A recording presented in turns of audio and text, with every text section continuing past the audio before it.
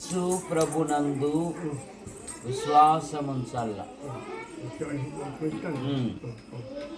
మానవుడు పాపములో గుట్టి పాపములో పెరిగి పాపములో జీవిస్తూ పాప పరిహారము కొరకై అనాది నుండి అనేకమైన ప్రయత్నములు చేయొచ్చు.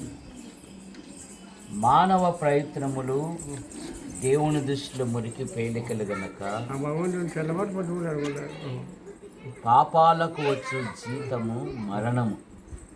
మానవుడు అపరాధముల నుండి దోషముల నుండి పాపముల నుండి బయటపడుటకు జంతువులను పక్షులను బలిగా అర్పిస్తూ ఉన్నాడు.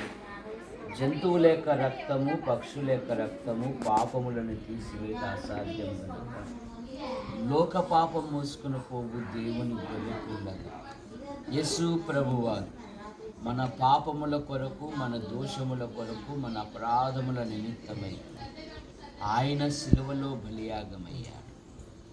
యేసు రక్తము ప్రతి పాపము నుండి మనలను పవిత్రులుగా చేయును. యోహాను సువార్త 5:24 నా మాట విని నన్ను పంపిన వాని యందు విశ్వాసముంచు ప్రతివాడు నిత్య జీవము గలవాడు. వాడు మరణములో నుండి తీర్పులోనికి రాక జీవములోనికి దాటివాడు. ఇప్పుడు క్రీస్తునందున్న వానికి ఏ శిక్ష విధి లేదు కనుక యేసు ప్రభుని నమ్మితే పాప క్షమాపణ దొరుకుతుంది. యేసు ప్రభుని నమ్మితే పరలోక రాజ్యం దొరుకుతుంది.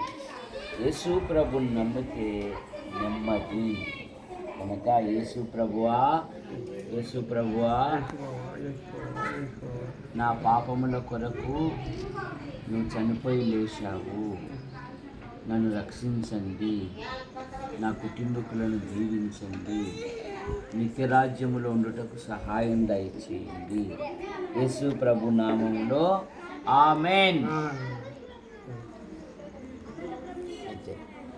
మా తండ్రి, మీ నామాన్ని బట్టి మీకు స్తోత్రములు చెల్లిస్తున్నాను. పెద్దాయనను బట్టి కుటుంబ సభ్యులను బట్టి మీకు స్తోత్రాలు.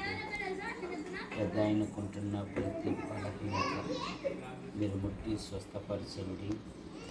పొలం విషయంలో అద్భుతమైన సహాయం దయచేయండి. కుటుంబీకులకు వచ్చినట్లుగా సహాయం దయచేయండి.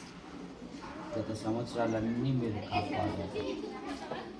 నూతన సంవత్సరాన్ని బహుమానం ఇచ్చారు. మంచి ఆదరణ ఆరోగ్యం దయచేయమని యేసు ప్రభు నామములో ప్రార్థిస్తున్నాము తండ్రి. ఆమేన్.